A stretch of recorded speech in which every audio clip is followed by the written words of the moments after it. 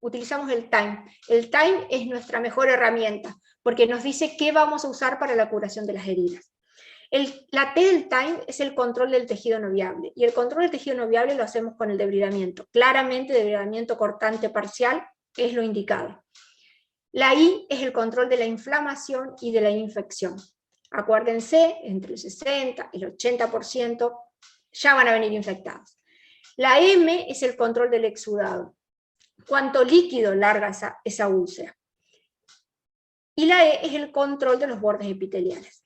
Es interesante que nosotros cuidemos los bordes epiteliales porque las heridas cierran por los bordes. Entonces, por ejemplo, acá, cuando utilizamos el time, miramos el tejido no viable y sí, tiene tejido no viable. Infección tiene, sí tiene. Exudado, abundante, muy abundante. Y los bordes están adheridos, no están tan socavados, podrían estar peor. El time nos ayuda a describir la lesión y también nos ayuda a decidir el tratamiento. Entonces, cuando entramos al flujograma de cuidado local de las úlceras de pie diabético, utilizamos el time, como en toda úlcera crónica, se usa el mismo esquema, se usa el time. Para sacar el tejido no viable usamos el debridamiento, hay diferentes tipos de debridamiento. El debridamiento con bisturí es el cortante parcial, después hay debridamiento enzimático con colagenasa, que por ahí una de las marcas, la única marca que tenemos en Argentina es el Iruxol. Puede haber otro tipo de debridamiento como el autolítico, por ejemplo con hidrogel. En cuanto a la infección, si no tiene infección, lavamos con solución fisiológica, pero si hay infección tenemos que elegir un antiséptico. En cuanto al exudado, si la úlcera está seca, podemos usar una gasa vaselinada, vaselina sólida siempre, nunca hablamos de vaselina líquida, y si la úlcera está seca podemos usar un hidrogel, y esta sería una de las pocas indicaciones de la utilización de hidrogel, una úlcera seca. Si la úlcera tiene un exceso de humedad, vamos a usar un material que nos absorba ese exudado, y entonces vamos a usar probablemente un alginato. Si los bordes están con hiperkeratosis, tenemos que sacar esa hiperkeratosis y debridar con debridamiento cortante parcial esos bordes. Y si los bordes están bien, solamente los protegemos con una crema protectora. Entonces, esta sería nuestro programa de los cuidados locales de las úlceras de pie diabético. Es importante que midamos la lesión, que saquemos fotos de esa lesión con autorización del paciente, que clasifiquemos, y las guías nos dicen que para el primer nivel de atención utilicemos Texas, para otros niveles podemos utilizar otras clasificaciones. No hay suficiente evidencia para elegir un antiséptico frente a otro en cuanto a la evidencia. Sí les puedo decir que en cuanto a la experiencia, a la práctica clínica, el mejor antiséptico sería la clorhexidina al 2%. Hace falta que miren su clorhexidina, en qué porcentaje lo tienen, lo pueden tener al 2, lo pueden tener al 4. Si lo tienen al 4 hay que diluirlo en el momento que uno lo utiliza, a la mitad de solución fisiológica, mitad de antiséptico, y se prepara en una jeringa en el momento que uno lo utiliza. No lo deja preparado en un frasco eternamente que dure una semana porque se va inactivando con el transcurrir del tiempo. ¿Qué dice la evidencia? La evidencia dice que se prefiere el debridamiento cortante, que hay que sacar ese tejido esfacelado, necrótico, los bordes hiperkeratósicos. Hay que utilizar el debridamiento cortante parcial para todo esto, excepto para una isquemia grave, ¿sí? Si el paciente tiene una isquemia grave, claramente no vamos a sacar nada. Y esto es un grado de recomendación fuerte, con una calidad de la evidencia baja, y es por ahí una de las indicaciones intensas que tiene el pie diabético. ¿Con qué debridamos? Tenemos opciones, puede ser una tijera curva, puede ser una tijera iris punta recta, puede ser un bisturí pequeño, punta roma. Esto es para debridamiento cortante parcial. Lo hacemos todo el tiempo, en el consultorio, al pie de la cama, en un paciente internado. Esto lo hacemos todo el tiempo. Es una práctica habitual del consultorio externo. La secuencia adecuada sería que utilizáramos un antiséptico, en este caso la clorhexidina, al 2%, debridáramos, debridamos toda esa hiperkeratosis, revivimos los bordes, revivimos el fondo. Después de terminar el debridamiento, volvemos a utilizar la clorhexidina. Acuérdense que la clorhexidina hay que dejarla actuar por lo menos 3 minutos, hay que hacer espuma con esa clorhexidina y dejarla actuar sobre el lecho de la herida y sobre los bordes. Y después de eso hay que retirarla y no hay que dejarla en el lecho, porque como todo antiséptico es citotóxico para las células que migran y van a cicatrizar. Entonces, lo tenemos que sacar del lecho de la herida y lavamos con solución fisiológica para poder sacarlo.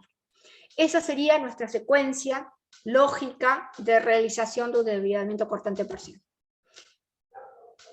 Otra de las indicaciones, la segunda indicación que dicen las guías internacionales, es que uno elige el apósito principalmente de acuerdo a 3 cuestiones: a cuánto exudado haya que controlar, al confort del paciente y al costo. Y claramente el costo es un aspecto interesante.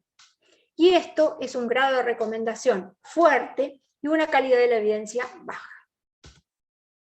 Hay muchos apósitos, por ejemplo, ese que marca la flecha es un apósito de hidrocoloide, es el amarillo. El que está abajo, que sí, no sé si se ve ahí el cursor, este también es de hidrocoloide. Este que está arriba es hidrocoloide más alginato, absorbe mucho más el exudado, y básicamente lo que tienen es una matriz de hidrocoloide con sustancias que son elásticas y adhesivas, y se fija todo esto en una base de polímero. Entonces esto se adhiere sobre la úlcera. Es importante que estos apósitos tienen una contraindicación. Y la contraindicación es que no se colocan en una úlcera infectada. La colagenasa. La colagenasa es el Iruxol en la marca comercial, viene con cloranfenicol. Todavía el laboratorio no sacó ninguna colagenasa sin cloranfenicol, está en proceso. En Brasil, por ejemplo, la tienen. Y la colagenasa degrada. Entonces, uno lo usa como un debridante enzimático. Una de las recomendaciones en la práctica clínica es que se coloque con un objeto de madera, que no se coloque con metal, porque el metal inactiva la colagenasa. Entonces, con un objeto de madera, y lo interesante también es que no toque los bordes, sino que esté dentro de la úlcera, pero sin tocar los bordes sanos. Otro tipo de debridamiento, aparte del cortante y del enzimático, es este, que es el autolítico. Son enzimas orgánicas que lo que hacen es eliminar el tejido necrótico. Y es, en este caso, ese apósito que había mostrado hoy, contraindicado, recuerden, para úlceras infectadas, y eso es lo más importante, nunca poner un material contraindicado en una úlcera infectada, porque lo único que hace es empeorar la úlcera y el paciente puede realmente perder el pie por una mala indicación. Es no traumático y no es doloroso cuando uno lo retira. ¿Cuánto tiempo ese apósito? Va a depender del líquido que largue esa herida. Puede ser 24 horas, puede ser 48, si es una úlcera que apenas larga apenas un poquito de líquido puede durar hasta 3 días. Otro de los debridamientos autolíticos es el hidrogel. Y ahí tienen, en el otro lado de la imagen, lo que es un hidrogel. Son polímeros que lo que tienen es un alto contenido de agua. Entonces solo lo vamos a usar cuando la úlcera está seca. Si no, no tiene sentido. Si tengo una úlcera con exudado, no le voy a poner más agua, porque seguramente se va a infectar, si es que ya no está infectada previamente. Entonces, esto solamente para úlceras secas. Tienen ahí las dos marcas comerciales más conocidas. Y llegamos al alginato. El alginato es uno de los materiales más nobles, igual que el Iruxol. Es un material muy noble para úlceras que tienen mucho exudado. Úlceras bien exudativas, nosotros usamos este material. Son biocompatibles, no son tóxicos, no dan alergia generalmente, son biopolímeros, esa sería su definición, y se pueden usar en heridas que sangran porque son hemostáticos, entonces cortan el sangrado, También siempre lo tenemos que tener a mano después, mientras que hacemos un debridamiento cortante parcial, porque si el tejido sangra, rápidamente apoyamos un pedacito de alginato y cortamos el sangrado. Como les dije, sirve para heridas muy exudativas y heridas con fondo irregular. ¿Por qué? Porque el material se adapta a cualquier lugar. Y viene en dos presentaciones. Una en rollito, como lo ven en el 1, y como plancha, como lo ven en el 2. Uno lo corta con una tijera limpia con alcohol. Y esto es interesante. ¿Cuánto tiempo transcurre hasta que yo logro cicatrizar una úlcera de pie diabético? Va a depender de la localización. Si la úlcera está en los dedos, a mí me va a llevar en los mejores centros del mundo, y no hablo de Latinoamérica, hablo del mundo, 147 días. Si yo tengo una úlcera del medio pie, me va a llevar más tiempo. Me va a llevar 188 días. Y si yo tengo una úlcera de talón, son las más graves de todas. Las úlceras de talón me llevan 237 días en los mejores centros del mundo. Imagínense en Latinoamérica. Y llegamos al inicio de nuestra charla, en la que si ese paciente hubiese tenido los cuidados del pie en su mente y en su práctica diaria, no hubiese puesto los pies en un fuentón con agua caliente, porque está completamente contraindicado los lavados de asiento que se hacían antes, justamente por todo lo que les conté de la pérdida de la sensibilidad protectora. Entonces, por estas lesiones este paciente puede perder el pie, porque los pulsos estaban ausentes.